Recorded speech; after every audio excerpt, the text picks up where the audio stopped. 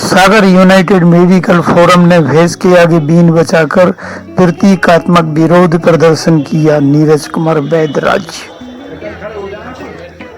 भाग्योदय तीर्थ के नीरज भाई का क्या कहना है इस विषय में?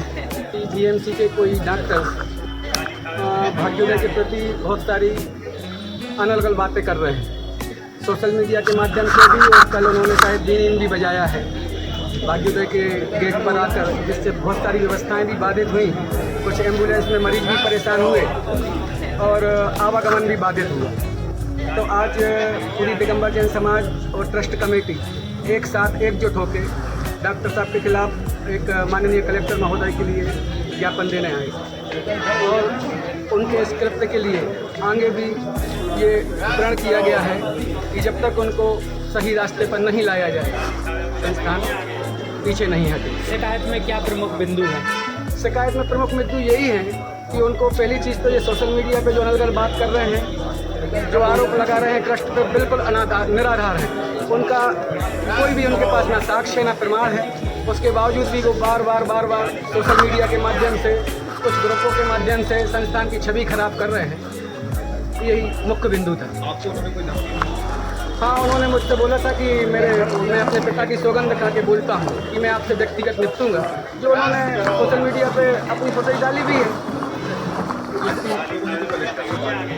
उनकी तरफ से क्या रिस्पॉन्स है? नहीं, वो तो अपने जो भी रिस्पांस देते हैं वो अपने सोशल मीडिया के माध्यम से देते हैं। कलेक्टर मैडम ने व्यक्तिगत बोला है कि मैं व्यक्तिगत देखता हूँ इसको, और इस विषय को मैं गंभीरता से लूँगी और मैं व्यक्तिगत ही इस पर कार्रवाई करूँगी। उनका स्क्रीनशॉट ही वायरल हो रहा है, कोई आपके एक पंचायत ग्रुप है ऐसा? पंचायत ग्रुप पे उन्होंने लिखा हुआ है कि मेरे पास बीएमसी कैंपस में 1500 की फौज लेकर रहता हूँ।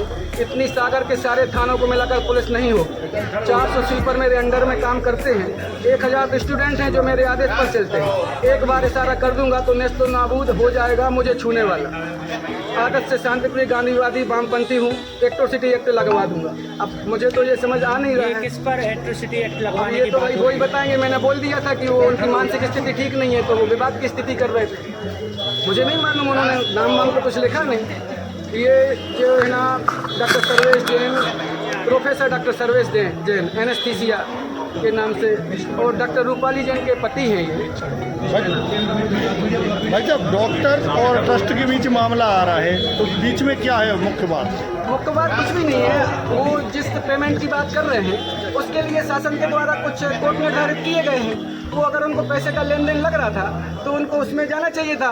21 वाला इंसिडेंट कोट करें आप, 2021 में जो भुगतान हुआ वो 2022 में भी, मैं एक बात और क्लियर करना चाहता हूँ, जिस भुगतान का वो अभी विवाद कर रहे हैं उसी भुगतान का 2022 में भी उन्होंने जो कार्य किया था उसी क्रम में किया था, उसी मापदंड में किया गया था। उसके बावजूद भी वो इस बार विवाद कर रहे हैं। इससे तो प्रतीत ये हो रहा है कि जो है ना, और उसके सारे प्रमाण और साक्ष्य संस्थान के पास है। जो भी व्यक्ति चाहे तो आके देख सकता है।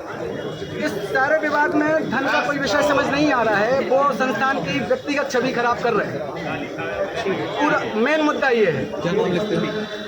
मेरा नाम नीरज जैन है। मैं संस्थान में भाग्यवती हॉस्पिटल में जनसंपर्क प्रभारी के पद पे हूँ और साथ में समन्वयक अधिकारी हूँ। देखिए अब कलेक्टर महोदय क्या कदम उठाते हैं, ये देखने की बात है।